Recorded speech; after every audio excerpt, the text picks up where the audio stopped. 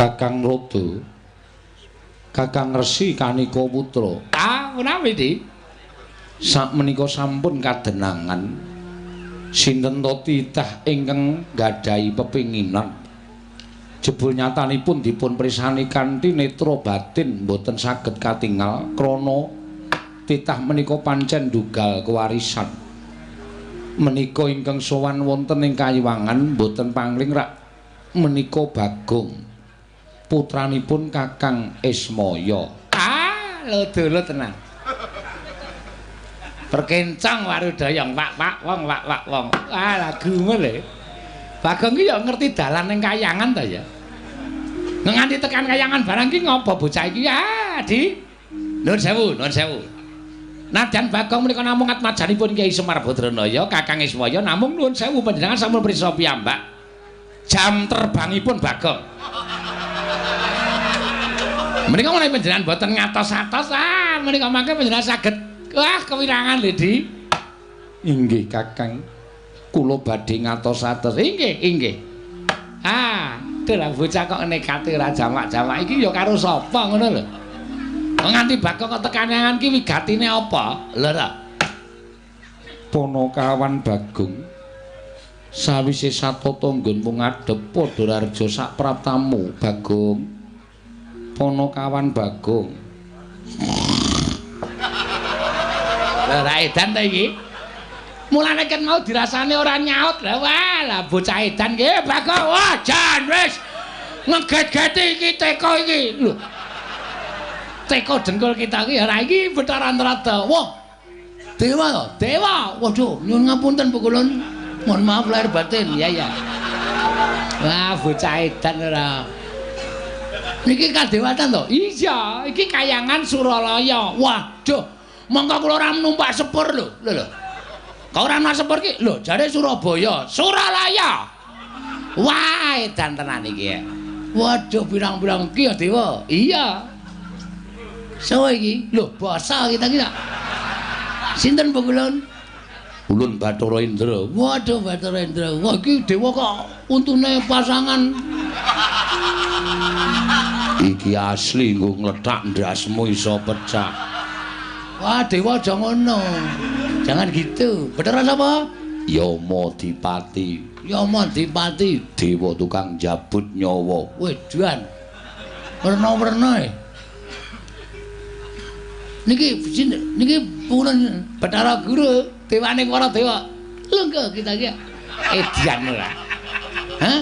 Kita ki kandhan-kandhanane. Yo, duel yo. Lho. Dewa kok ngeplaki ora. Kita ki lungguh kok. Ngono. Kuwi Sang Hyang Jagat Girinata, Sang Hyang Bathara Guru, kuwi Sang Hyang Manewaya, sesembahaning titah sak Madyapada. Lah kok kita dilajikan tanpa tata krama. Sembah sujud kula Bu. Iya Bagong ora dadi ngopo? Bu Kulon Ana apa? Astanipun sekawan. Berarti bojone loro. Ora Bagong. Kabeh widodari dadi kelangenan ulun. Waduh. Temonjo. Ha iso ngloro-ngloro enek tangane papat ki. Ki iki iso dikandhani ora kowe? Kowe tak tendang genti lho Bu Kulon. Kowe sapa wae jenenge? Ulun Rada. Ulun kami tuane Kayangan. Ayo kok sikik santai. Waktune isih sewengi kok kesusu-susu. Bagong Dalem padha kanthi raharja sak prapta kita. Nereng sambi pitu. Tansah pinayunganing kawidadan nereng sambi kala kepareng kula ngaturaken sembah sungkem. Sampeyan dekem kula antem. Kita kuwi titah ingkang keladuk gecul kumarucul. Nggih. Ulun gedhe palimarma ulun Bagong. Matur sembah nuwun Bu Kulon. Pangestu ulun tampanana. Kula pun denggo jimat paripe. Dayana ing kasantosan Bu Kulon. Iya Bagong, prayogakno nggonmu lungguh. Aja sak kepenake dhewe iki mapan ana ing Kayangan. Mekaten Bu Kulon, nggih kula ngertos Bu Kulon. Niki lho sing marahi niki. Ceret angkringan niki Bu Kulon. Iku Kakang Narada. Wah lho. Sampeyan ngarep niki sepon niki to? Iya. Kakang Narada. Iya. Kowe rada raja sak praptamu Bagong. Pangestunipun Kakang Narada. Sing Kakang ki kono wae. Wis ping bola-bali lho kowe njongkong ke aku. Ki dadi masalah iki. Masa aku menyeluk Kakang merah entuk. Ulun ki dewa kita ki wing titah, gek dasar kita ki batur e. Weh. Ngino karo aku kowe. Kakang Narada mbok inggihpun kajengipun mboten menapa-menapa wong disebut Kakang kalian Bagong menika mboten menapa-menapa. Ngrungokke ora iki. Inspekture muni ngono. Kowe ora entuk. Ya, wis tak tampa. Pangestuku tampan ana. Pangestunipun Kakang Narada. Kula pundi nggo jimat paripe, Kakang? Wah, jan kayangan kedayoan kok ya wong edian kaya ngene to ya. Wah, kudune titah ki sing apik-apik kaya to sing sowan ki Janaka utawa Kresna ngono ku ya dadi ketok apik. Sepisanan sowan kok Bagong ki njur maksude kepiye coba? Kakang Narada. Mbah. Ampun gresula Kakang Narada. Ampun emosi Kakang. Niki mengke padha karo mengko limbukan Kakang Narada. Dua bintang tamu yang berbeda pendapat.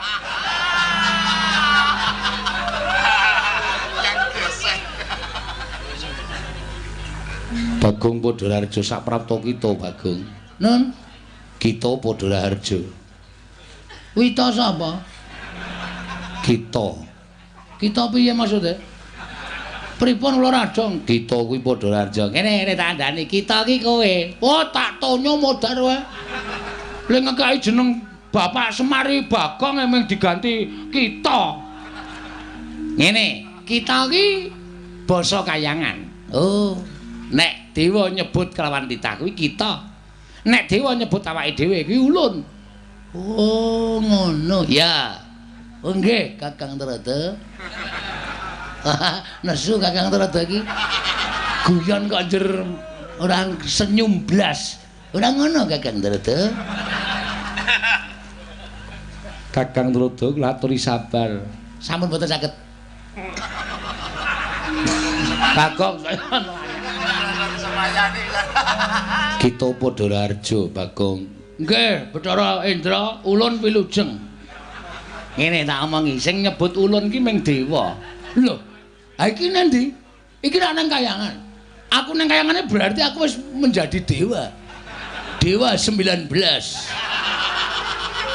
Kangen, wong kangen. Ngene-ngene rasane.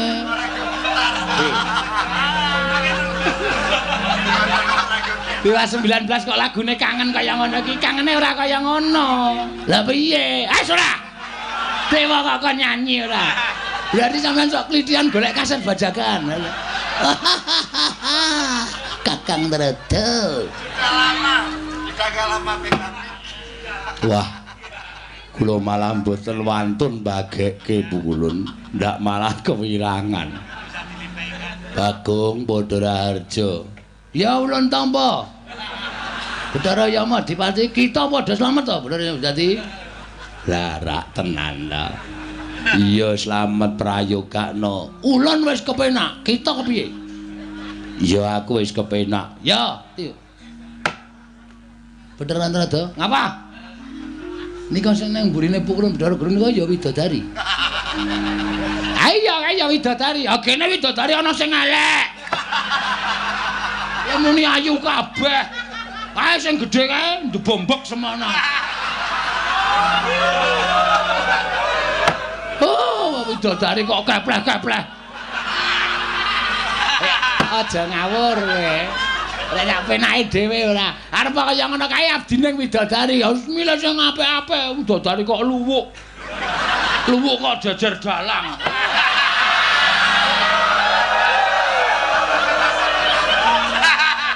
Kowe.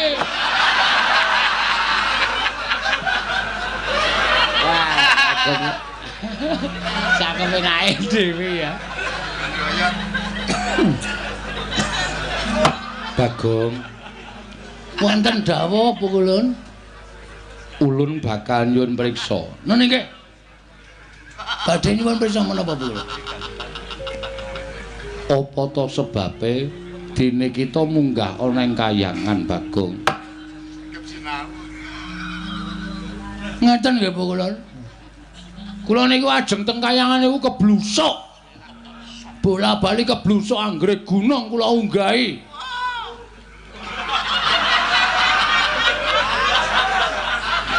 Anggere gunung kula unggahi jebul dudu Kahyangan. Medhun melih kula. Ketok wonten gunung gedhe tak unggahi. Dudu Kahyangan, medhun meneh kula. Lengung unggah ngrekoso le medhun ming mak plurut. Trembelane to kae. Lah nek ora ngerti alamate ya ora usah tekan Kahyangan. Wah ya kepengin kaya. Wong niate jujuke ning Kahyangan kaya. Kaya apa ora? Basane wis ra mutu. Bareng wonten wae pengae pirang-pirang. Munggah gunung tekan kok ketemu juru kuncine.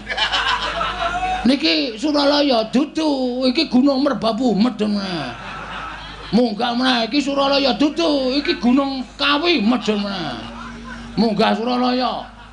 Munggah gunung, iki gunung endi? Gunung Ketur, kok ora mblendhok.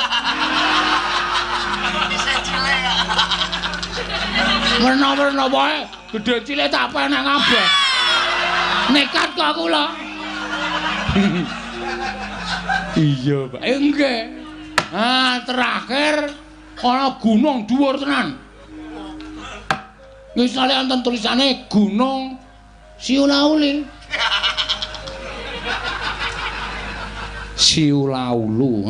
Siulaulu dalam kurung Himawat dalam kurung Himalaya. Berarti iki langsung kula penak krekel-krekel. Wes kaya panjat tebing nika.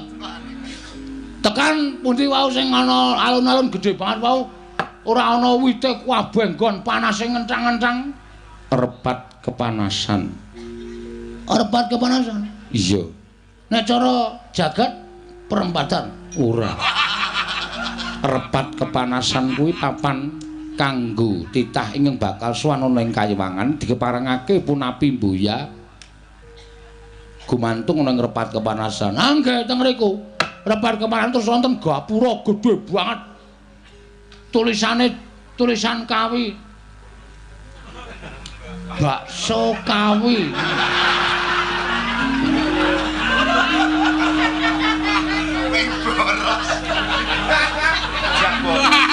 Wah, aja mlebu rawane kok ora dedek.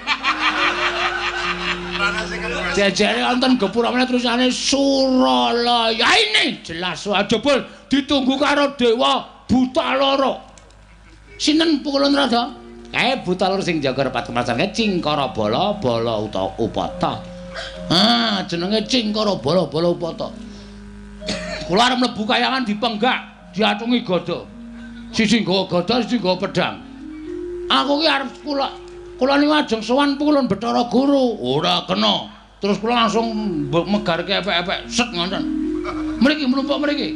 Sampeyan jenenge sinten? Cingkara Bala. Sampeyan jenenge Cingkara Bala Upata. Wah, ciripit kula batu gejepit.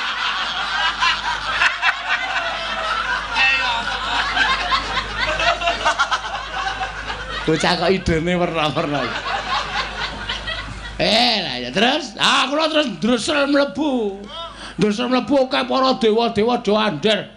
Pasewakan ngendikane niki bar dewa sing mburi dhewe kula tak takoni, "Pulun niki sekonten apa?" Ini baru ada pertemuan. Dewa sing mburi dhewe niku sing Betawi kita iki. Iya. Basa Indonesia. Iya. Terus kula brangkang munggah repat Datulaya naminipun Bale Martiu Kundamanik. Iya. Terus sak banjure ning ngenten Bu Kulun. Kula niku resah. Iya. Ati kula resah dan gelisah. Iya. Mendungi di sini. Di sudut sekolah. Tempat yang kau janjikan. Iki lagune Obi Mesak. Wah, iki dewa sok nyetetep. Wah, aku kok malah kejeglong-jeglong iki. Mutar kok nang tak pancing, Dok. Katut kabeh. Resah ati kula Pukulun. Pokoke sedih. Sebabe Dek. Wingi nika ora kula jagongan kalih Gareng, kalih Petruk. iya. Petruk niku ngendikake karo Gareng, ngrangkul Gareng, "Reng, aku ketemu karo bapak pisan sing pirang-pirang abad wis tau pisah karo awake dhewe." Gareng muni, "Apa, Truk?" "Heeh. Sapa bapake awake dhewe kowe? Kowe kelingan to Begawan Salantara, Gandharwa Raja Bali ya Gandharwa Maya." "Lah mau ketemu nang ndi, Truk?" Gareng muni ngoten, "Nang alas. Bapak mengestoni awake dhewe." Terus wong loro niku do tangis-tangisan kesenengan atine merga ketemu bapak. Terus kula takon Petruk, "Truk, berarti bapakku ya Begawan Salantara." Petruk muni, "Udu. Kowe iki mbiyen jaman penjajahan ana londo njajah Indonesia kuwi nalika semono ku nang tengah alas. Bingung nang kono meng ana kewan-kewan. Terus ngerti-ngerti mbok piye critane ana munyuk meteng.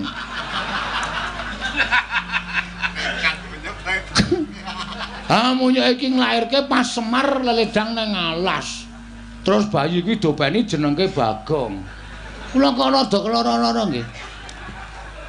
Maksude pasuryan kula sing kaya ngeten mosok anak munyuk. Kula terus rumangsa kula ora mungkin anak kula namanya munyuk. Terus kula niat kula ajeng gugat teng kahyangan. Kula niku ajeng nyuwun prisa Pukulun. Ning mboten priksa lara lho. Iya. Ajeng nyuwun priksa. Jane asline lho, asline nek Petruk Gareng niku dudu anake Semar, niku sudah ketemu karo bapakne. Lah terus ulun iki anake sapa? Kita ngerti ora, Bukul? Kakang Rodo kados pundi? Lah wedi ora. Ya, bocah kaya ngene kok gawe kisruh iki lho. Anggenipun dongaken kemawon. Adi Pramesti ugi nalika semanten nderek sowan wonten ing Ngundarandir Bawana. Ngetutaken dhateng Kakang Semar anggenipun kepengin nyuwun rewang wonten ing jagat raya. Dipun paringi dawuh kemawon. Bagong, Nun, yektine kita kuwi ora duwe sudarma lan ora duwe ibu, sabab satemene kita kuwi titah pujan. maksudnya pripun niku? Ngene. Nalika Kakang Ismaya mudhun ana ing jagat durung ana menungsa kang ana bangsaning jin. Nalika semono Kakang Ismaya bingung-bingleng kenganglangan merga ora duwe ruang tumuli munggah ana ing kayiwangan ngadhep ngaran panjenengan ulun. Tumuli ulun larapake sowan Iwang Pikulun padha wenang supaya diparingi ruang utawa kanca nggone mudhun ana ing jagat. Nalika semono ayang-ayanganing Kyai Semar utawa Kakang Ismaya dipuja dening Sang Hyang Asih Prana. Wekasan wujud kita Bagong, mula kita kuwi kedadean saka ayang-ayangane Semar Badranaya. Kula? Iya. Dadi kita yen goleki bapak, ibu kita kuwi ora ana. Pancen ya ora ana temenanan, Bagong. Nek wangsulan kaya ngoten niku ora sakraya-raya kula mendaki Gunung Himalaya. Kula wis tau entuk crita kaya ngoten sing critani sapa? Ya Semar. Kula ya takon karo Semar, "Dana bapakku sapa to Mar kok kowe iki blas ra mirip karo aku?" Semar crita ngoten niku tak paido. Bagong niku wong sekolahe mung diapusi kedadean saka ayang-ayang. Nek sampeyan iki dewa iso nyipta ayang-ayang dadi menungsa, mbok coba ayang-ayang kula niku manggawe wong wedok sing ayu banget. Tapi iso mboten? Lho niku butuh bukti ora mung watana omong.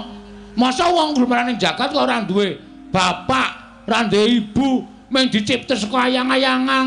Mana mungkin? Enggak akan terjadi. Bagong, ngapa meneh iki jaret iki? Ulun ngandani ya. Ulun ki nalika semana nekseni, aku ora butuh seksi. Seksi iso disogok. Aku ora butuh seksi.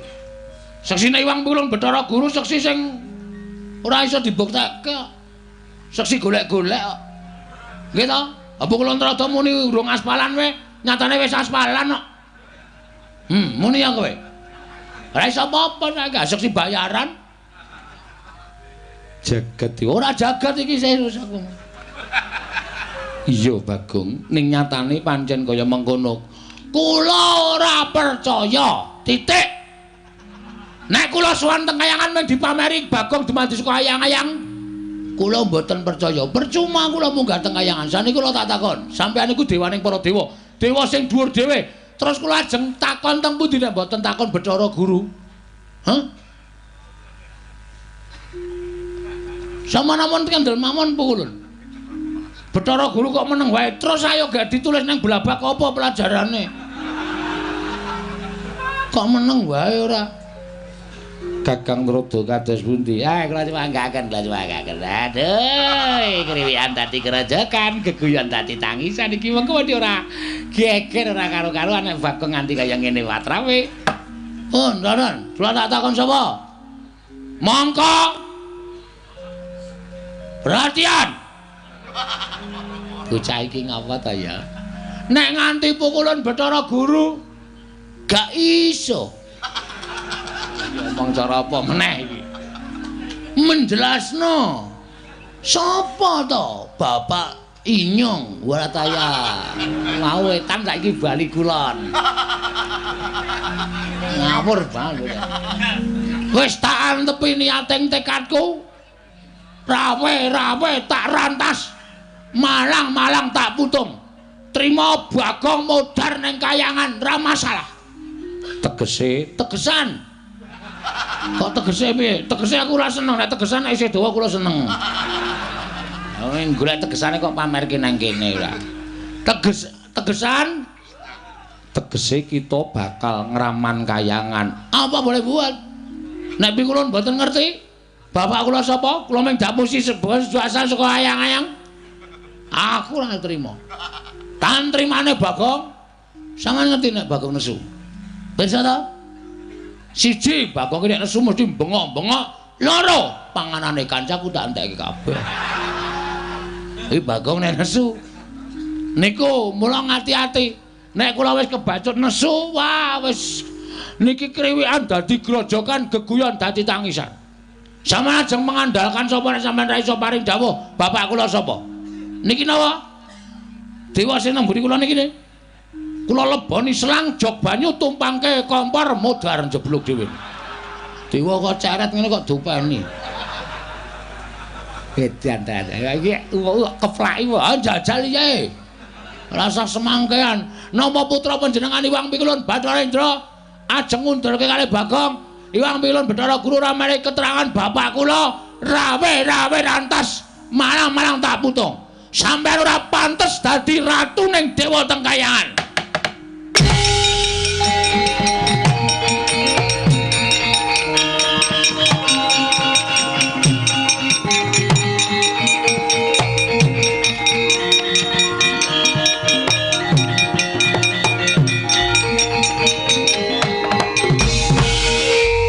Mastu sidam sekaring bawana langgeng. Oh, ngilahe ngawi gena mantu sidam sekaring bawana langgeng. Sekar mayang. Edan tenan. Ora edan kowe arep ngopo, Ndra? Lho. Kowe samploke ra payu main film saiki kowe dadi dewa ya. Film apa saiki Dono Kasino Indra. Ayo.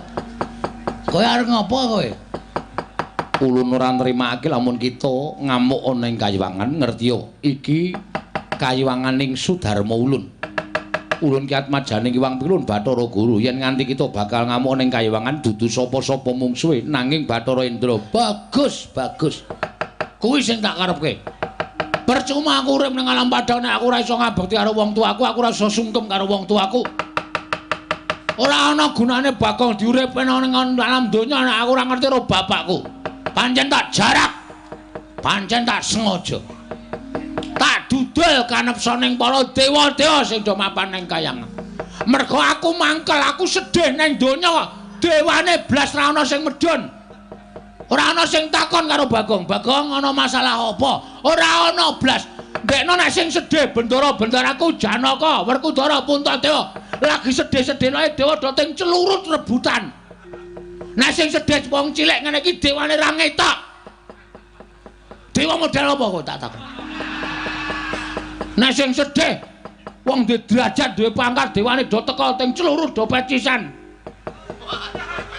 Barang sing sedih kawula cilik wong melarat kere kaya aku tileki wae ora aja kok tileki. Batinmu mesti modar mbok men, ngono ta? Semangkean. Areng apa mendelik nang arep aku? Ulun bakal ngusir kowe. Bajigur padake kere. Ya ndeng aku kere, heeh. Kita bali ning Madyapada. Ora iso. Wis tak niati aku mati nang repat kemanasan tak lakoni.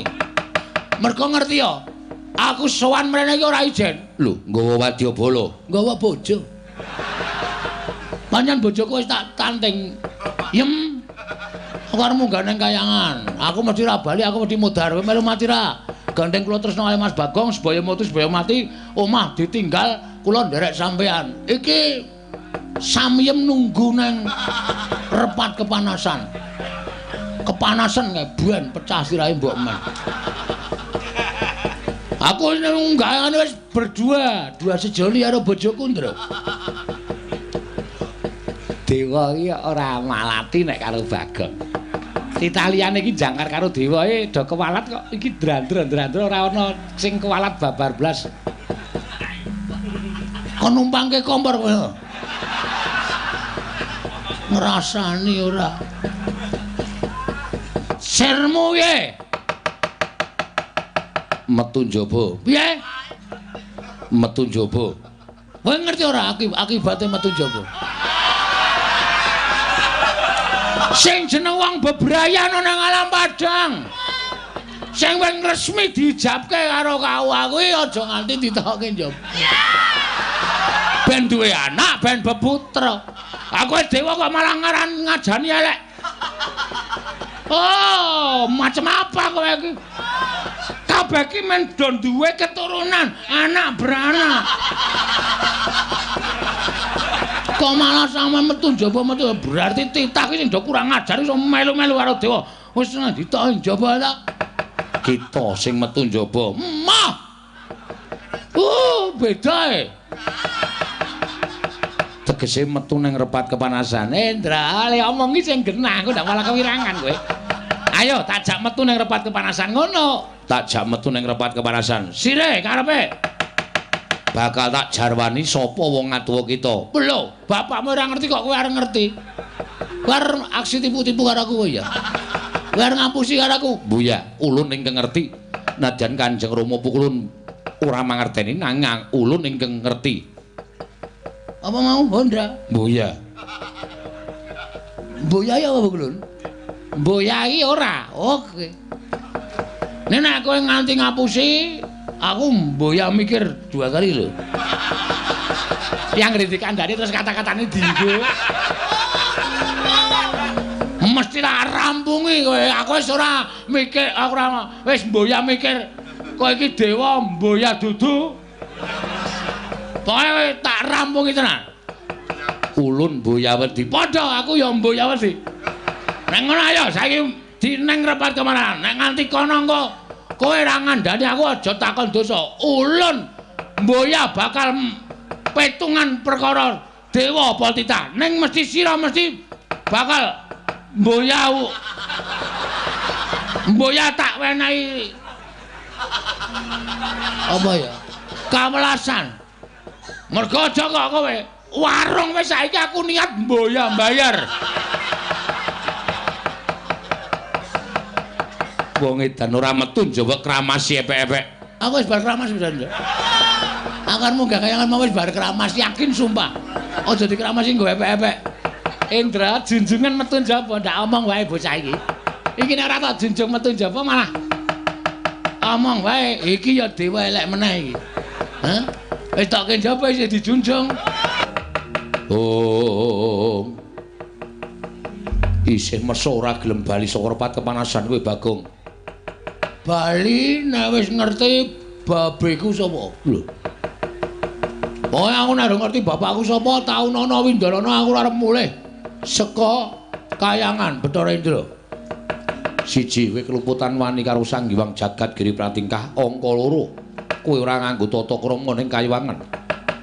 Kanthi cara mengkono kita keluputan ra masalah arta kapak-kapake ra masalah. Iki mau aku entuk dawuh Hyang Pikulun Bathara Guru ya Hyang Pikulun Jatimurti. Malah kowe bakal jemplungake ana ing kawah Candra Dimuka. Sapa sing ngomong ngono iki?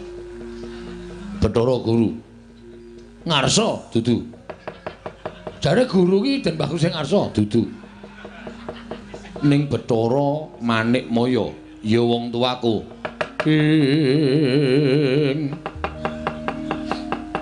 Kagiat risang kapirang urin angkul kinempit-kempit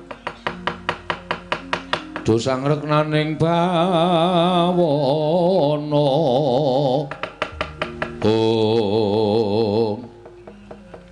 dadi aku takon bapakku no Bathara Guru ki Bathara Guru malah dawuh karo sampean bakal nyemplung nang kawah Candra Dimuka ngono ha. Iya, dasar para nyata. Wo, ngerti aku saiki gedhoane Manikmaya. Lho, malah jangkar. Ora masalah, jangkar ya men. Wong tata lair aku anake Semar. Semar iki sapa? Semar iki kakane Bathara Guru. Dadi aku ngelokke Bathara Guru ora nggo Bathara iki ora masalah. Manikmaya Jatimurti Jagat Giri Pratingkah. Ora apa-apa, ora ana sing malati. Terus ngopo? Saiki ngene, Ndra. Lho. Saya jangkar ya semen saya jangkar ya men. Kowe yo nglarake ati kok omong aku. Sing ngatasi aku ki mung kawula, pengen ngerti wong tuaku kok ora do dikandhani mung jare asale saka ayang-ayang apa? Ora ana menungso kok saka ayang-ayang. Model ngendi kuwi? Padahal aku ki wong goblok gampang diapusi. Terus karemu piye? Manut. Cah kendel ditantang. Manut tau.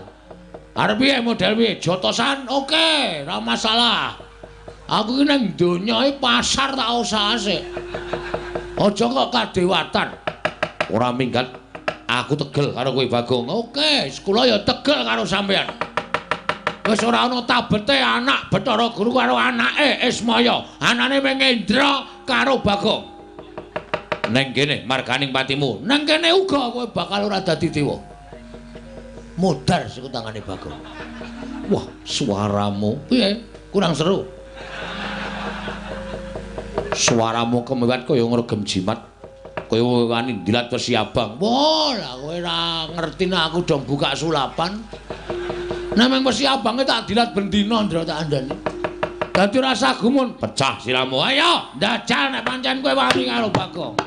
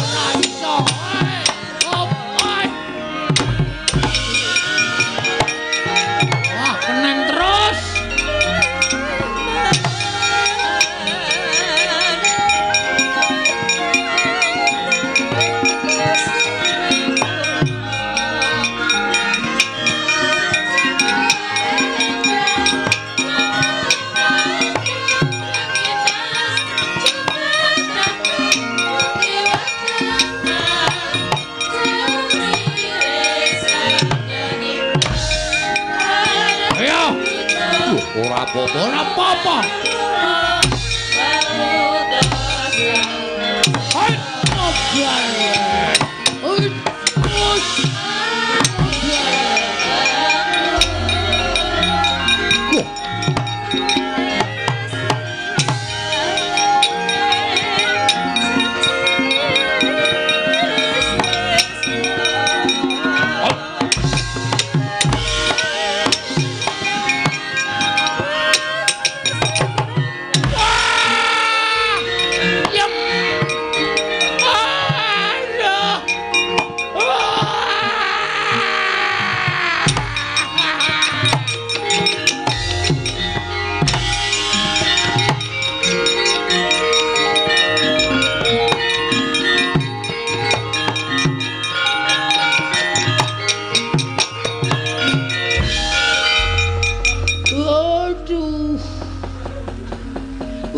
mlebu separo iki.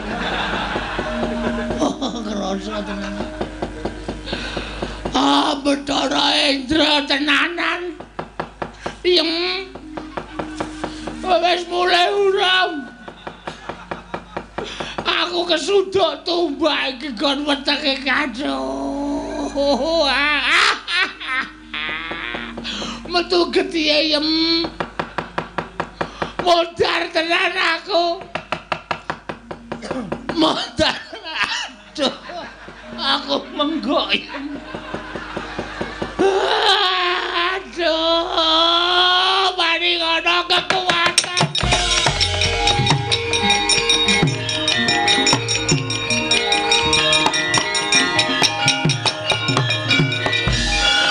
Ucap kacarita nalika semanten kenging pusakanipun Sang Hyang Bathara Indra. Kira Bagong datan saged nglawat nandhang kacintrangkan namung bengok-bengok. Kira Bagong mulat nenggih Sang Hyang Bathara menang.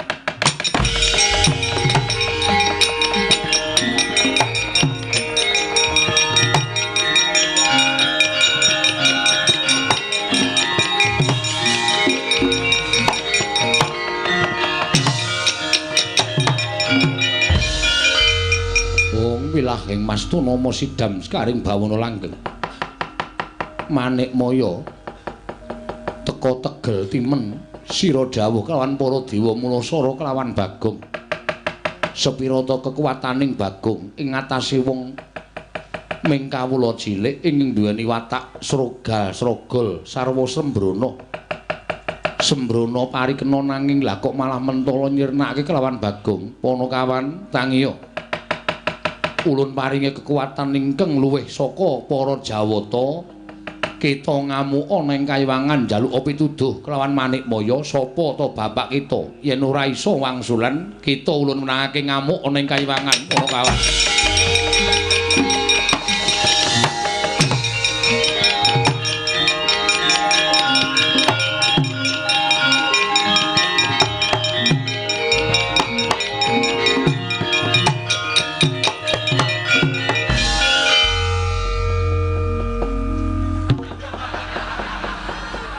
Sapa ya iki mau nguncalke bambu runcing iki mau temancep nang dada anggepe Bagonge wong loro saudon telu saurupan wae. Bathara Indra ora pangling mentala karo aku. Tak kira kowe karo aku iki jek sedulur lho, Ndra. Kowe anake Bathara Guru, aku anake Ismaya. Tuwa aku mbangane kowe kudune nyeluk aku iki Kakang. Kakang Bathik Madrim. Aku dadi kowe malah wani nguncalke tumbak nang wetengku. Temancep untung aku kuat, untung aku digdaya. Bathara Indra, lara nyaur lara. Utang pati nyaur pati legane.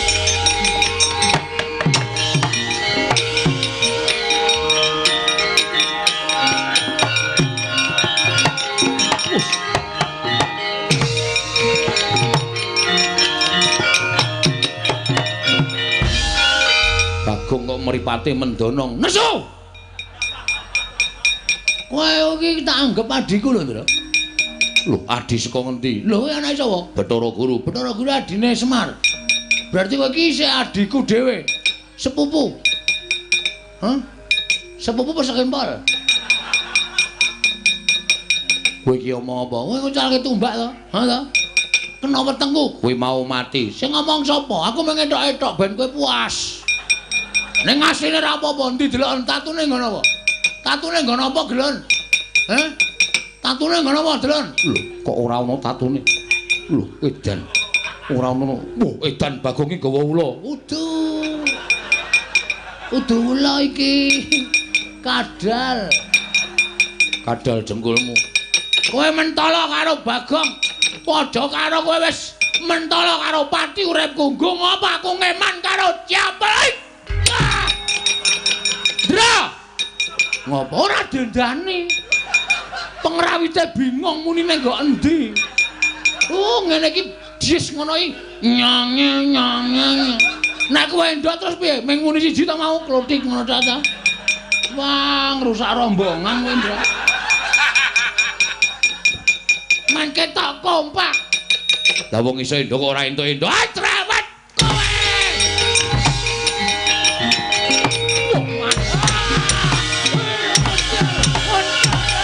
Ayo, amos ramrata temrete ben wajah-wajah.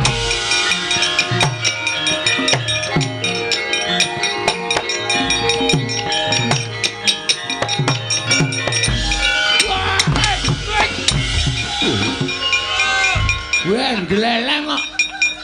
Edan Bagong iki. Sapa iki? Iki Dendra iki dudu. Bathara Brahma Dewaning Geni. Wah, nyilireke. Us. Dewaning Geni kok nyilih rek ora. Aku kan mau ora golek Animatra kok kebingungan. Kene? Yo. Wes. Wah, edan tangane iso murup. Dewaning Geni apa-apa iso murup. Kowe kok ngamuk Bagong. Wis ora urusan. Ngajar karo Kakang Bathara Indra. Ah, Indra sing marahi karo aku. Aku mung takon bapakku kok. Dhek diperintahi kon mateni Bagong. Apa aku salah? Apa aku kleru? Lho. Kleru mergo kowe ngamuk ning kayangan. Apa kayangan ki terus entuk diamuk, ha? Nek dewane do salah. Ora pantes dadi dewa. Nggo apa do dadi dewa? Kowe bali ya Bagong mumpung aku durung nesu. Lho, aku wis nesu ket mau e. Kok kowe durung ki piye? Mumpung aku durung nesu yen kowe aku nesu tak muja geni. Tak obong awakmu. Weh, arep ngetes kowe. Silakan. Silakan, yo. Ora apa-apa, aku mati ora masalah. Aku modar ora masalah. Nek genimu ora temomo ning awake Bagong, aja takon dosa lho, aja dianggep aku ngasorke derajate Bathara Indra.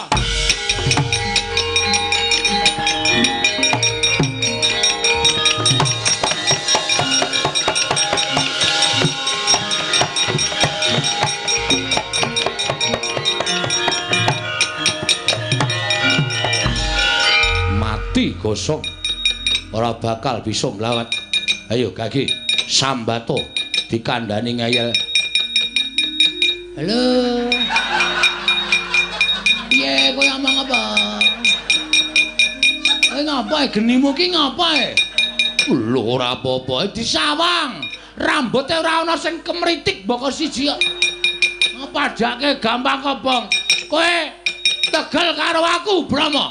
Geniku tak baleke nang kowe. Mati ya. Ayo,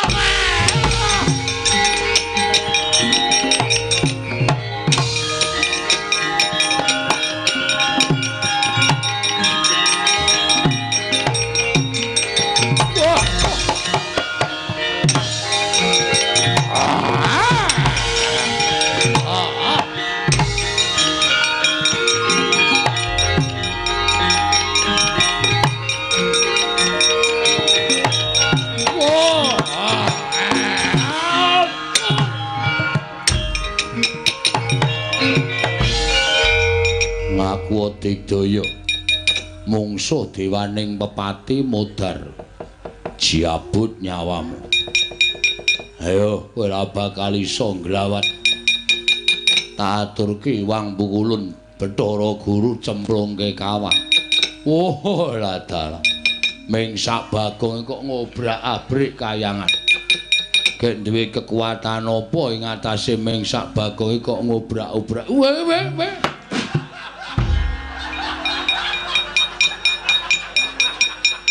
Modar.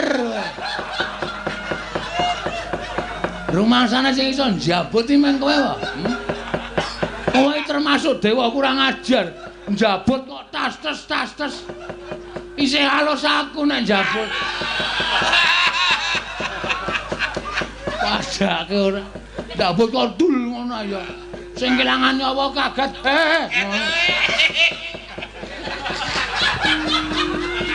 Njabut ki ya trunyu ngono ta. Sing kelangan nyawa ki ikhlas. Njabut kok dul ngono. Ayo iso. Apa karawe? Lah tak baleke nyawamu ya Madipati. Modar wis jabut genti. Dewa sang udit ora ya? Alah, tisu basah minan. Oh, paling minggu raup paling. Dewa gawane ming tisu basah.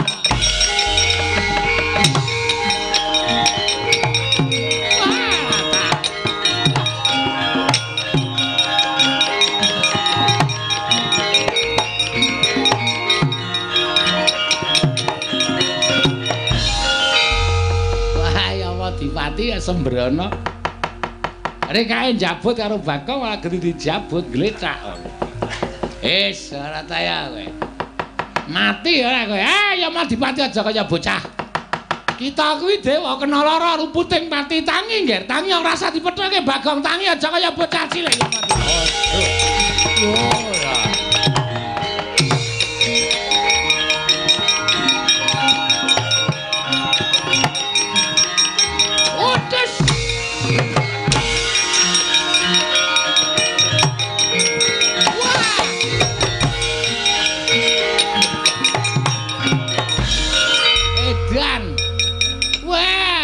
Kaget aku ketemu karo Bagong mripate mendonong.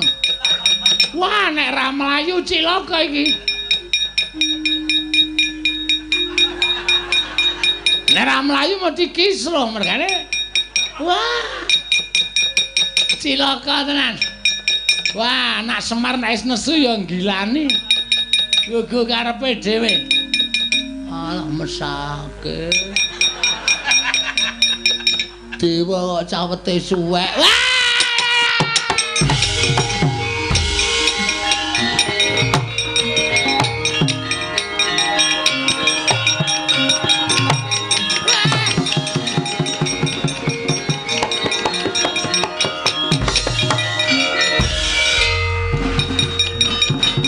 Bakang ulun ngapa, Gek?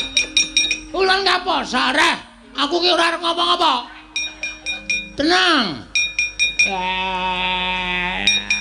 Ayo madhep rene. Trundul ya. Dewa bengi iki jan kocar kacir kabeh. Mungsuh Bagong. Nyo, tak kei Dit. Dewa kok suwek. Mulai tak ngetkis kok ngisor kuwi iki kelonthong, Pak.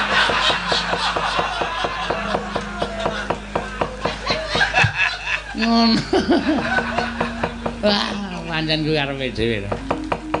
Bagong edan tenan. Dewa kok dincen lho. Dincen aku ya iso mabur padake. Loh, kita iso ngambandir Gantara.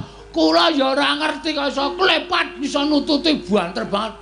Lha niku teng awang-awang ini gumun lho. Aku kok iso mabur ya? Lho lak. Saka dayane apa? Aku ya ora ngerti, Tro. Nerang-nerang dengkulmu kuwi. Wah, elok tenan ya, mboten elok niki pancen estu niki.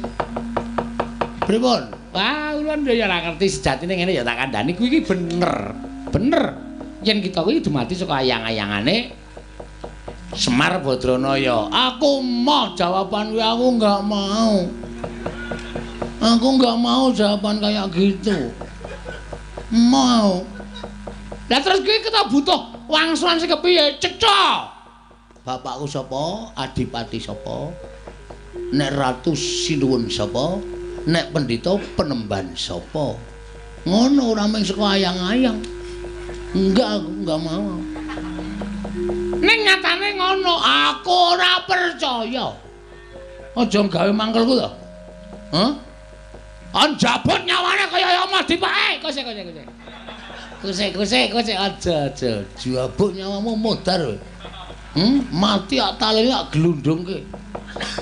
Wah, jan bocah iki. Lah nek aja ngluputke karo panjenengan ulun, aja ngluputke panjenengan ulun. Ulun ki mung kamituwaning kayangan.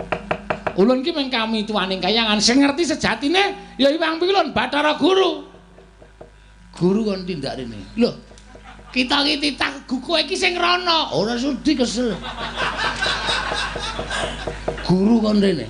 Guru ora kowe ora iso ngrawuhke guru tekan kene. Jabut, Iya, Edan. Waduh. Wah, lah iki kedadean apa ya kayangan kok dosasi bang. Wis menyang. Wis menyang engko bensinnya tak ganti. Menyang ge wis. Iya, tak ngangkat. Tak hitungi telung kejeping netra Bathara Guru tekane tak goleki rada copot sepatune tak tutuki sinamu kowe. Waduh, sepatu dewa karo ngono dhek sirahe dewa iki piye iki. Wis gawe wis menyang. Ya tak utake.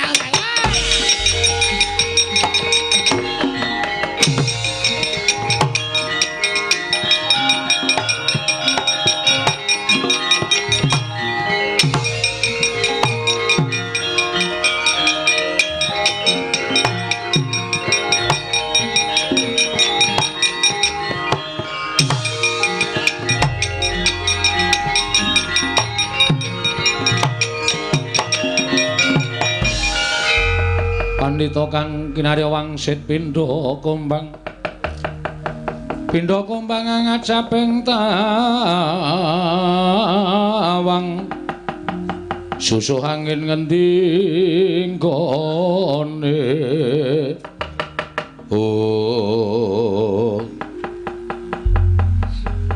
Bagong Nun destun temen ing atase amung derajating kita kok ngosak asik kayangan kaya mangkene. Nek kula ora diwarahi namun kula bakal marahi kula. Putra panjenengan Sang Hyang Bathara Indra mentala kalih kula ngendikane didhawuhi kalih sampeyan nek Bagong ora gelem bali Bagong kon nyirnake. Ngono ha. Mergo kita ngorak-arik kayangan, kita wis keluputan jejering ditakwani munggah ning kayangan. Sowan kula ora apik-apik to pikulan? Pikulun. Pikulun. Kula pengen ngerti bapak kula niku sapa? Kula gugat teng kayane pengen ngerti bapak kula sapa, siapa?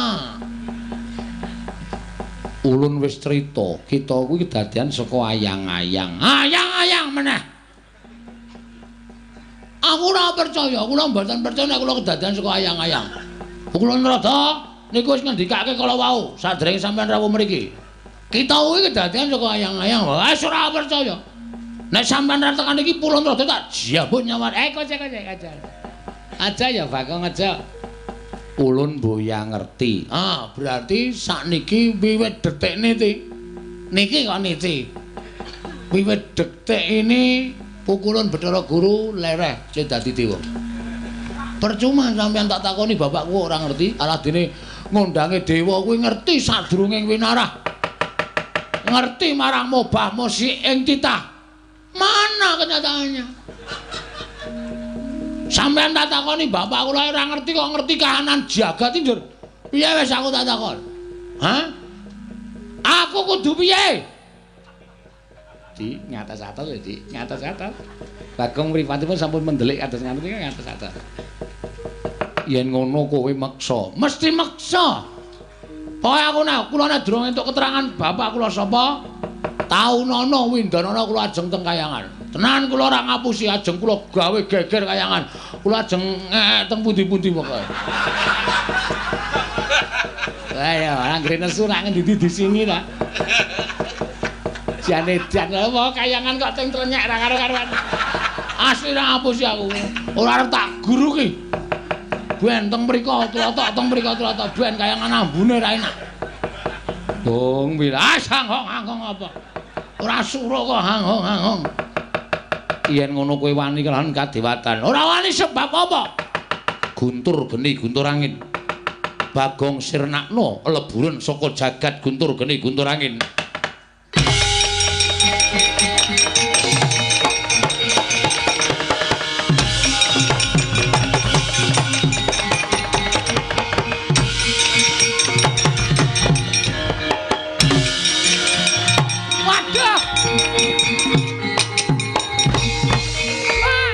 Ora edan niku.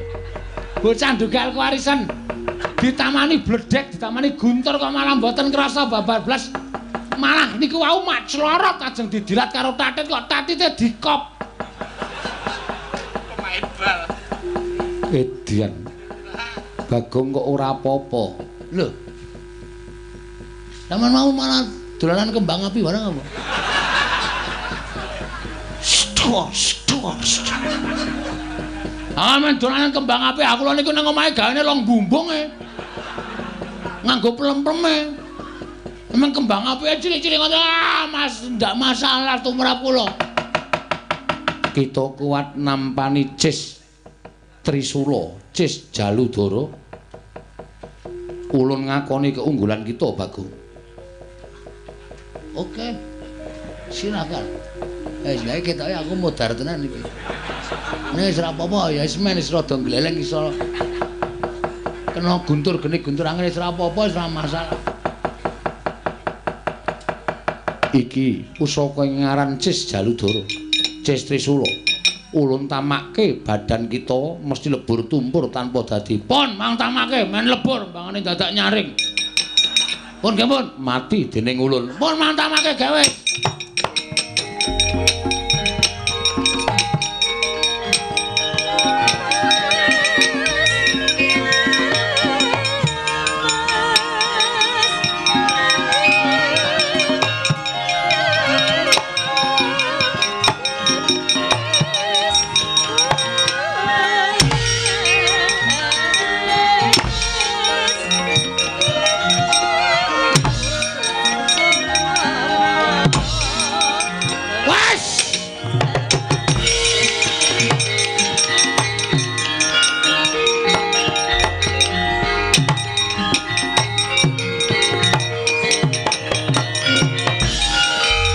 Tetep dadi masalah iki.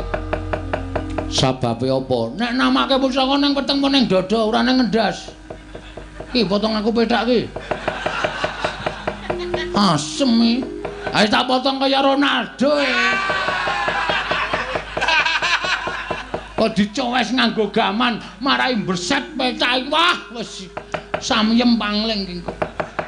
Kok pun kados mboten Ronaldo, Kamas, ana cilaka iki. Kowe gawe nesu ning Bagong kowe. Ayo pusaka meneh sing tak tamake.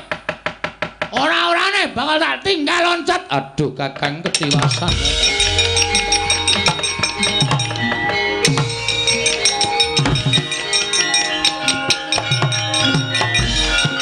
Edan kecekel neh aku. Sabar. Duduk manis. Aduh. Cilaka adik guru tindak kaya ora omong-omong. Aku kaget arep menggok kaya disaut Bagong. Ketangkap yang kedua kali. Jenuh jerah apa tidak? Wis ketangkep pindho kowe mesti ora jerah kowe. Ora jerah kowe. Keparat kowe ya.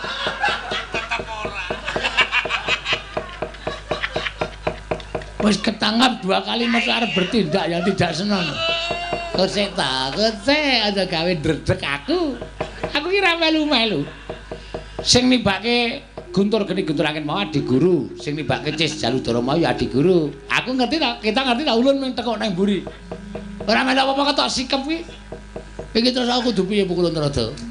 Aku harus bagaimana? Kita arep takon bapak kita marang sapa meneh wong Bathara Guru ya ora ngerti. Kudune guru ngerti. Guru ki sing gawe rapot kok ora ngerti. Ulun ki jane seneng ngomong karo kita. Ning kita ki nek jak omonganmu di blender dono, blender dene. Ora dicekeli kok. Ah mesti blender dono, blender dene. Nek dicekeli ora bakal blender. Ngono kuwi. Ngene gumantung karo sing dijak omong. Belum nyekeli apa ora? Aduh piye? Hah? Ulun mboyang ngerti. Mbok obat ngono. Ngomong karo watuk ora ngombe obat ora. Wah, ya wis ben ya. Terus piye kula kudu piye? Ulun ya mboyang ngerti, ulun ki ora ngerti tenan Bagong ya to bedah dodo ulun mboyang ngerti. Wah, wis kudu nandi meneh. Ulun Bathara Guru mabur kaya ngono. Lah kowe arep nututi piye? Lah kok sik kita ora ya iso mabur to. Kaya mau kita ki nututi ulun mabur. Woi, jandeng lali aku.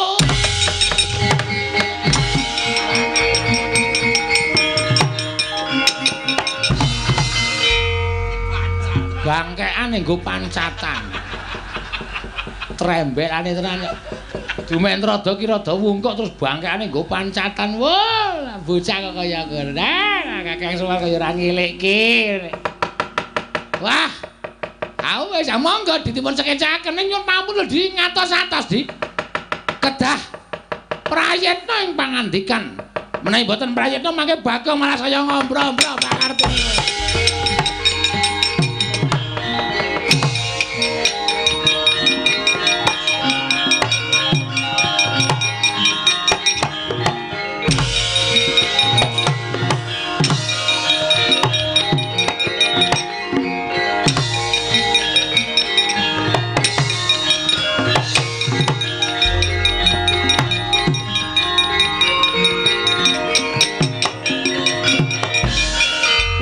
Astana sidam skaring bawana langit.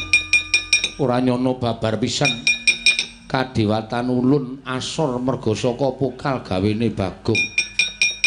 Ing atase mengpana kawan kaya ngono lah kok malah ngedapi-dapi temen kekuatane. Ulun meh wae kewirangan. Bagong mbaya tok endhake pepinginan kita. Aja kaya mengkono, ulun ora bakal bisa nyembadani. Ulun wis ngomong apa saknyatane. Wis paring pangandikan saknyatane bab asal-usul kita. Ning kita ora percaya, ulun kudu kepiye meneh? Kula ning nyuwun keterangan. Bapak kula sapa niku mawon tok ora macem-macem. Edan Bagong.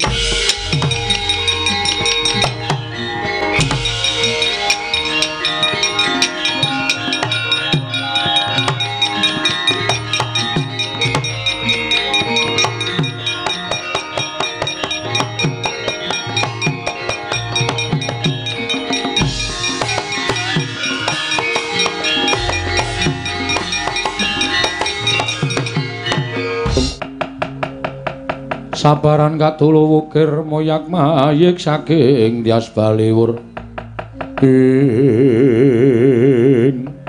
Pukulun kula ngaturaken sembah pangabekti kula kunjuk Pukulun. Iya. Puntadewa Luntama karya bombong Tyas Ulun. Pukulun ngaturaken sembah pangabekti kula kunjuk. Iya. Kresna Luntama karya bombong Tyas Ulun. Ulun Bathara Guru aku ngaturke sembah. Iya, Werkudara Luntama. Wonten menapa Pukulun? Dene sumengko rawuh paduka Iwang Pada Pukulun. Manik manya wonten negari Ngamarta kepareng ambabarana dhateng ingkang wayahipun Puntadewa. Wonten menapa dene paduka pareng rawuh wonten ing negari Ngamarta Pukulun? Puntadewa. Apa dene sira Kresna? Sumurupa nggih nganti ulun keplayu saka ing kayiwangan sayekti dina samengko kayiwangan ana untran-untran. Lho, wonten untran-untran? Iya, pancen mengkono. Menapa wonten titah ingkang minggah dhateng kayiwangan tumuli damel geger? Menapa wonten satunggiling nalindra ingkang wantun badhe anjungkeng kawibawan Suralaya? Puntadewa dudu iku ingkang dumadi nanging bener kang dadi aturing Kresna. Lamun ana titah pujangkara ingkang wani munggah ning kayiwangan, sayekti titah mau gugat kelawan panjenengan ulun supaya ulun bisa lan ngerti sapa wong tuane titah mau. Nanging sayekti ulun wis ngaturake apa kang dadi kasunyatane ewadene titah mau tetep ngamuk ana ing kayiwangan. Titah menika kala wau sinten Pukulun? Menawi kepareng kula kalian kadang-kadang kula para Pandhawa badhe amapakaken dhateng titah kala wau.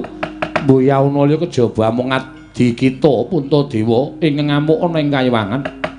Teka duweni kadigdayan ingkang ngedap-edapi tanana liya kejaba mung Panakawan Bagong Puntadewa.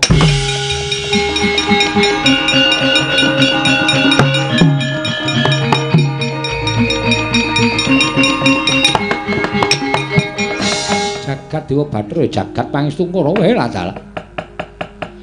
Werkudara. Bagong sing gawe geger kayiwangan. Wah, ora pati duga mono. Kaya ora diwulang karo sing gerak.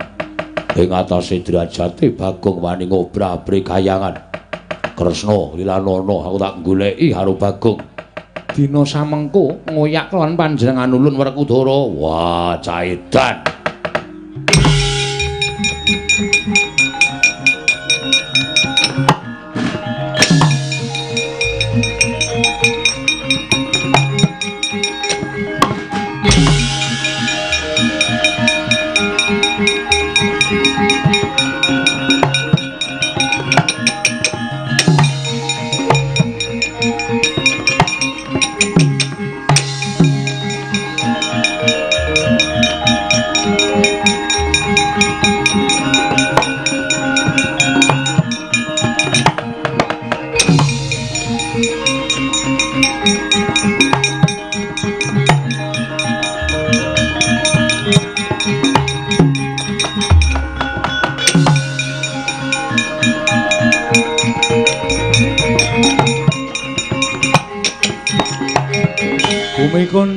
langit kelap-kelap katon lir kincanging risang maweh gandrung sabaran katulu wukir moyak mayik saking jas baliwur Surapati nduga mana ora lida ujaring wong daplok pukulun Bathara Guru mabur mudhun ana ing jagat aku wis mbaten mesti sowan para Pandhawa apa dianggep dume Bagong musuh para Pandhawa wedina wae piye tetep bae aku arep takon nek ora ana sing menehi keterangan karo wong tuaku aku ora bakal nrimakake marang sapa wae yata laruta saking Gudha Sang Kala yen namutusa Sang Sri nalika semanten ki Lurah Bagong ingkang linenggahan Sang Hyang Bathara Wenang mila luput senjata tawa katingal digdaya sekti mandraguna nalika semanten sigra Sang Hyang Wenang ginakaken daya panguwaos Bagong sigra ngambah dirgantara parandening mangke bingung ki Lurah Bagong sabab lumarap wonten ing kayiwangan Ngundarandir Bawana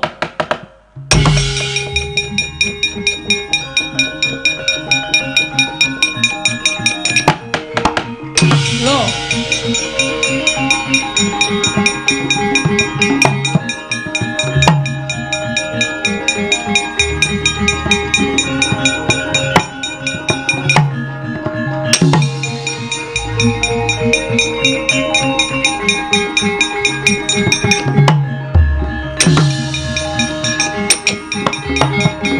Werkudara iya apa Hyang Jagat Girinata apa ya kelakon atur Dara wah nadyan aku dhewe bingung jarene diuyak Bagong kok bareng tekan kene ora eneng sapa-sapa Bagong ya ora katon apa Bagong wedi merga Hyang Pikulun Jagat Girinata mlebu ning negara Ngamarta aku dhewe ora ngerti lho kok sik lah kae Janaka to kae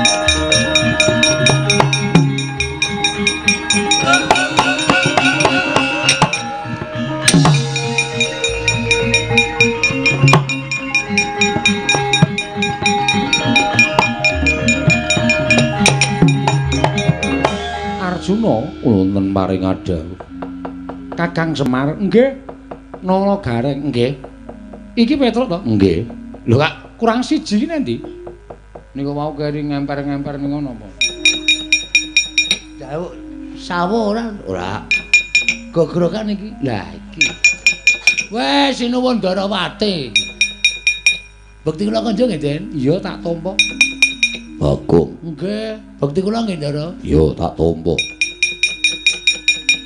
Arjuna kula wonten paring adhawu ngene kowe tak kandhani ya nggih Hyang Pikulun Jagat Girinata iki mau rawuh ning Ngamarta rawuh wonten Ngamarta iya wigatosipun pradul kan para Pandhawa yen to kayiwangan geger diorak-arik karo titah sewantah sinten ingkang wantun ngorak-arik kayiwangan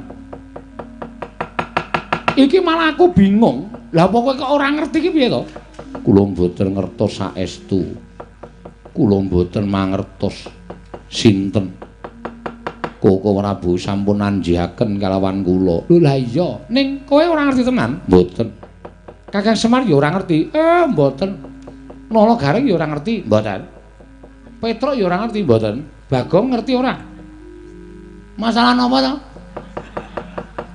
kowe ngerti ora lelakoning Hyang Pikulun Jagat Girinata lho Hyang Pikulun Jagat Girinata ki napa wah ora sabodele iki kowe ngaku apa ora ngaku tak gecek sirahmu ora ngaku tak pateni kowe sik Werkudara sabar kowe sik to napa Petruk ya mbuh aku ora ngerti kok ya enten apa to Ndara aku ora ngerti Petruk Hyang Pikulun Jagat Girinata rawuh ning negara Ngamarta.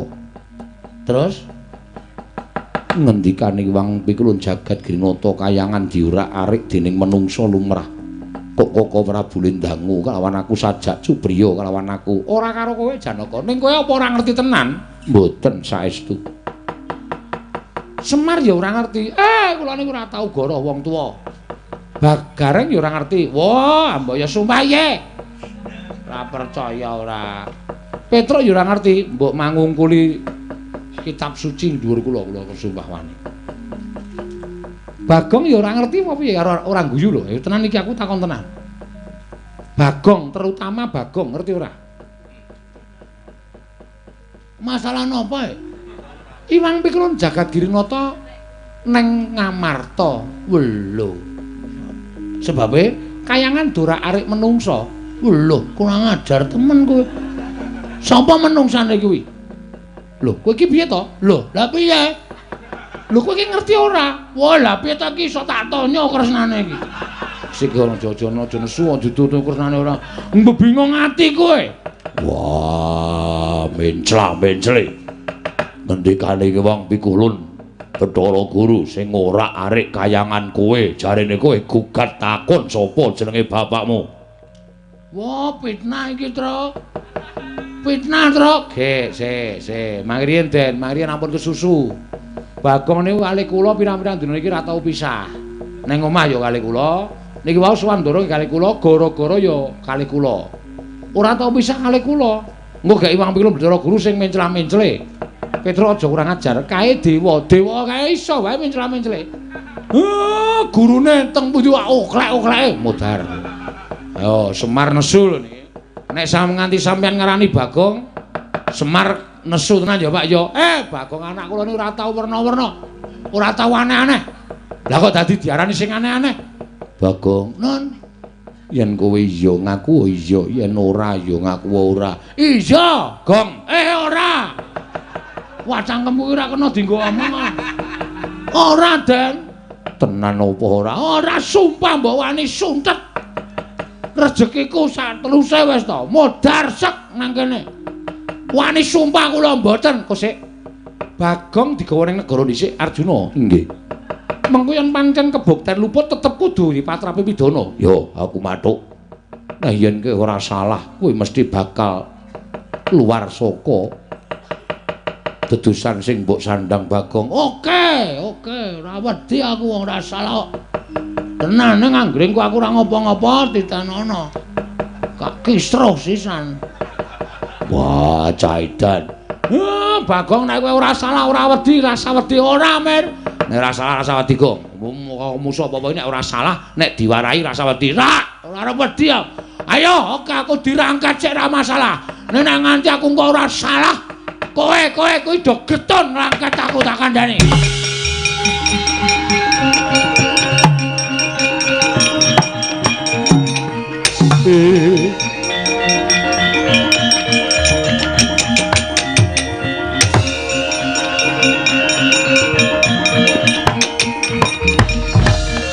Toro, iya. Lah kok dadi aku malah bingung. Mongko Bagong tetek banget nggone rumangsa ora salah. Iki piye? Wis dinteni. Pundhate ngelakon. Gusti Maha Adil mesti menehi pepadhang tumraping Pandhawa.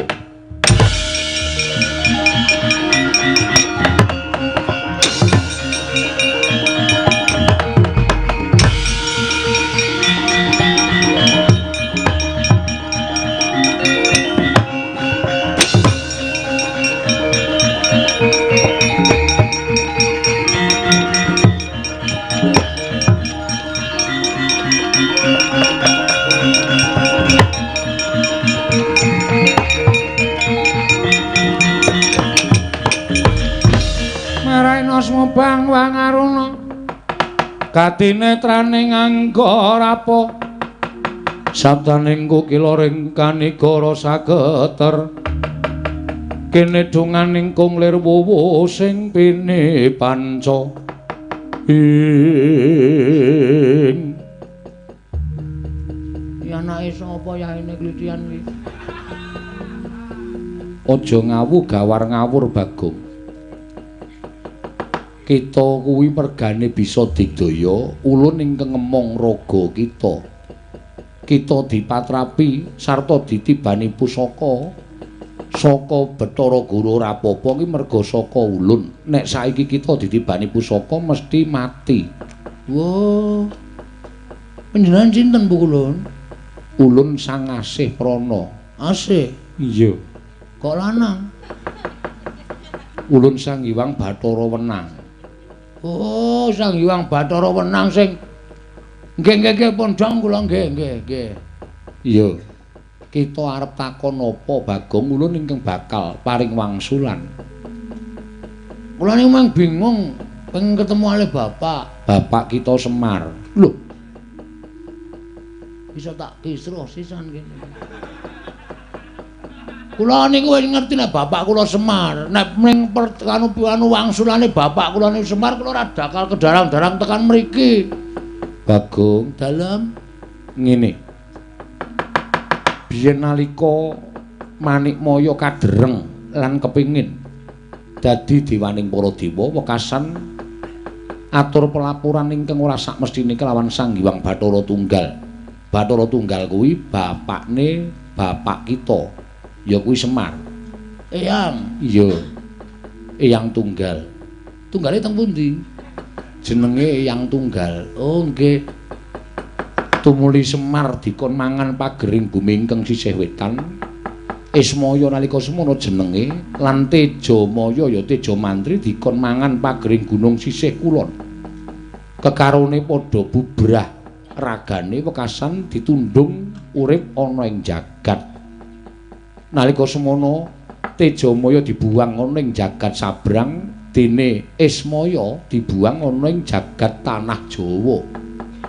Nalika semono durung ana bangsaning menungsa sing urip ana ing jagat kuwi bangsaning jin. Oh nggih. Lah nalika semono ulun dhewe ingkang darbe penemu nalika si Manikmaya nglarapake kelawan kadange sepuh ya kuwi si Ismaya sowan ana ing Ngundarantir Bawana nyuwun supaya diparingi ruwang. Nggih. Terus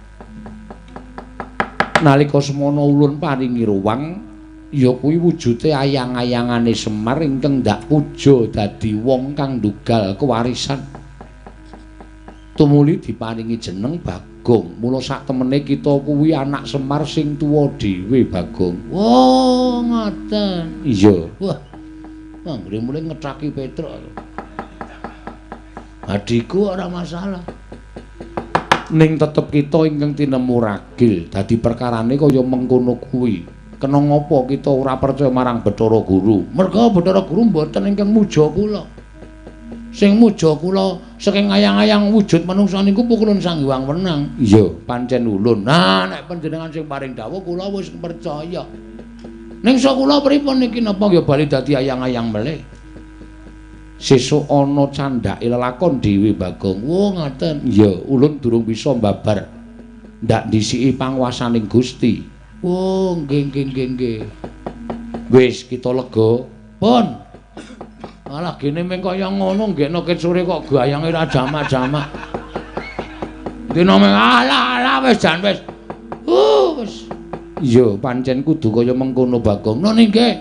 Kita bali ning jagat merga bojo kita ingkang kita dawuhi wujud Bagong dina samengko dirangket dening Pandhawa sabab dikira kita ingkang ngosakake kayiwangan. Walah, yem. Lek mbelani karo aku jan lahir batin tenan, yem. Nggih kula tak wangsul. Iya, kita mudhuna ning jagat. Oh, nggih. Ane lek medhon pripun wong kula ora iso mabur. Kita iso mabur merga saka ulun. Lah nggih, lah terus saniki kula ora iso mabur lek arep medhon pripun dadali? Ulun kita sipat angin supaya aja nganti pati-pati tiba negara Ngamarta Bagong. Sendika.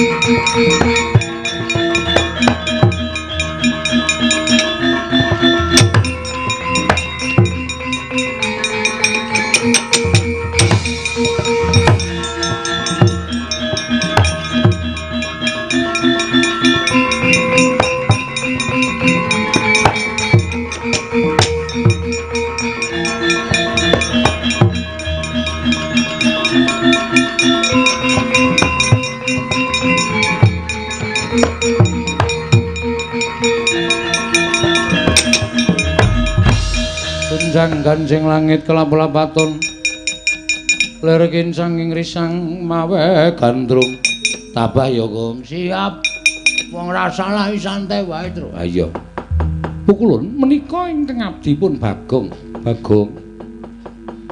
wong kang kaya kowe wani gawe rusak kayangan malah samengko bisa gawe srana ulun tedhak ning Madyapada kita nandhang luput Bagong nuwun sewu kula niku mboten tumindak napa-napa pukulun kula niku mboten tumindak napa-napa mboten ngoyak-oyak sampeyan kula niku nderekke Ndara Janaka Ali Petra ya Tru heeh niki kula nganggo seksi Petra Ndara Janaka nggih dadi seksi inggih pukulun Arjuna kita mboya usah melu-melu merga saka pokal gawene Bagong kaya mengkono ulun kewirangan wong kang wani gawe wiranging Iwang Pikulun Bathara Guru tetep kudu ulun cemplungake ning Kawah Candra Dimuka kula niku salah apa wah jan Gong sabar ya Le arep ora salah ning nek kowe ngadep Iwang Pikulun Bathara Guru ki nyawamu aja karo neng bon-bon santai tenang wae lho kowe iki aku mesti mati wis to santai wae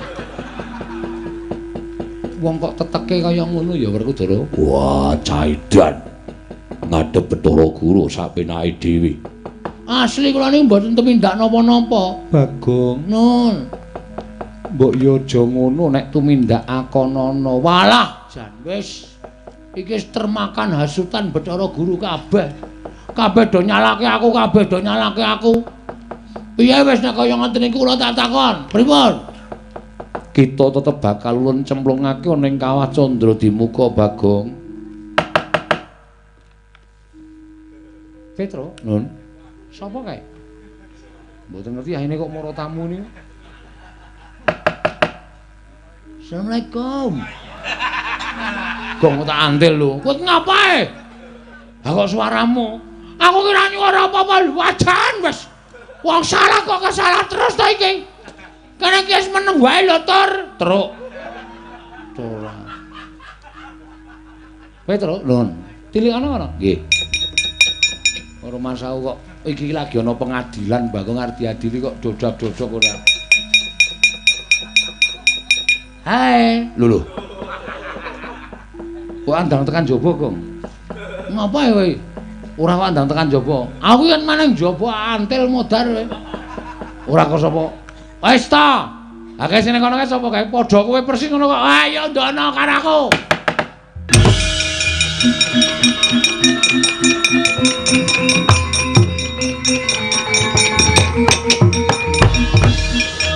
apa lakon apa kok dadi kembar lakon apa kok dadi kembar Petro iki piye kok kaya ngene iki? Wah, edan Petro malah nggawa boneka Bagong. Iki yo ngopo boneka Bagong? Iki Bagong ing tenan kok. Bagong kok dadi loro. Iki kok malah ana loro apa ana kawan Bagong. Piye? Pukulane sareng nyemplungke aku nang Kawah Candra Dimuka. Tak rubut lho. Lho kusik-kusik. Aja ngawu gawar ngawur. Iki ndi Bagong sing saknyatane? Yem salima yen aku tak matur ndak rampung-rampung nggih ngestaken dawuh ora nyuwara Bagong nggih ngestaken salin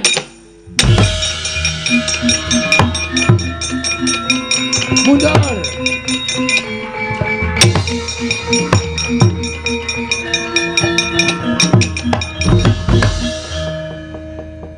Bagong kepiye niki kula wau bar suwan Iwang Pikulun padha wenang Pukulun mboten sak wedi, pukulun mboten sak gila, kula wis entuk keterangan saking Iwang Pikulun Bathara Wenang. Wis ketemu lan wong atuwa kita. Ulun ki Mboyagara. Lamun ketemu kali wong atuwa kula. Wis nggih, sing duduhi sapa? Iwang Pikulun padha wenang, mboten dados mangsuwan Iwang Pikulun padha wenang. Wong atuwa kita sapa wong nyatane kita ora kuwi ora ana sing anakake. Sik ta, tak jelaske. Kula wis marem butuhe kula wis tentrem ati kula. Kula wis ngerti sak nyatane. Ketemu karo bapak, Gong. Ketemu. Kowe anake sapa? Anake Semar. Aku mengajak, wis ben sing penting terima aku. Nek keterangane aku iso asal-usul saka ndi aku wis ngerti. Oh iya, aku asal-usul saka ndi? As mengkon ning mengece nek tak omong rasane. Oh iya. Ninging kita wis ngrusak kayangan. Apa to sebabe kula ngrusak kayangan? Merga sampeyan ajeng mateni kula cemplungke teng Kawah Candra Dimuka. Niku dawuh Hyang Padawenang. Mula Hyang Padawenang mboten trima nek kula dipateni teng kayangan kalih Bathara Indraduk nalika semanten weteng kula dicubles nganggo tombak. Nek ora pitulungane Sang Hyang Bathara Wenang kula ora bakal urip. Mula wis pantese ngendikane Sang Hyang Bathara Wenang ken nyampeke teng sampeyan. Niku wis dadi undu-unduane, tandurane elek ya undu-unduane elek, tandurane becik ya undu-unduane becik. Niki nek sampean mboten percaya kali omongane Bagong, niki wau yang Padawenang dawuh Bagong, nek Manik Maya ora percaya karo sing tok omongke kuwi dawuh ulun kang bakal terjak ning Ngamarta ngukum kalangan Manik Maya. Iya Bagong ulun percaya Bagong.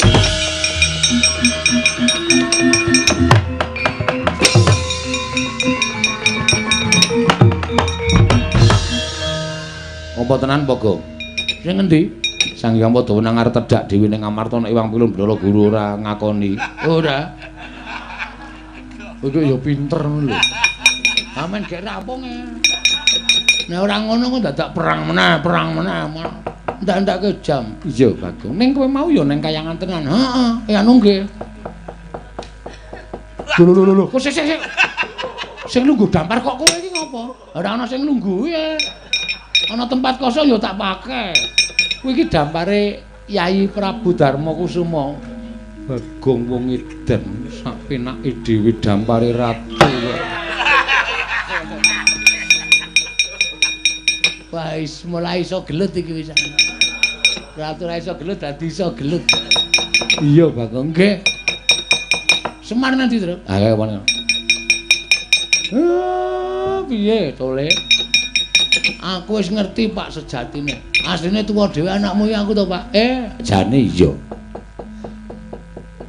Ning merga kabeh mau kudu nganggo Petruk Gareng tak dadekke sing tuwa kowe sing enom. Ya ora apa-apa. Berarti aku nek sia-sia karo Petruk ora kualat. Mula kowe ngunek-unekke Petruk, unekke Gareng, ngapak-ngapake Petruk ku tangeh kualat wong jane umure tuwa kowe. Oh iya. Oke. Tunggu besok malam. Lho. Kok ndur ngancam besok malam barang wis kene wis rampung kok iso besok malam. Sia-sia karo Petruk aku. Sia-sia karo Gareng. Ora kualat ya, Mir. Iso. Saku wis marem, Pak. Nggonku gugat ning kayangan wis ditampa karo Sang Hyang Jagat Girinata lan wis dinehi keterangan karo Sang Hyang Padawenang. Alhamdulillah, aku wis ngerti asal mula bukaku, Pak. Tetep aku nderekke bapak tekan jaman apa wae, Pak.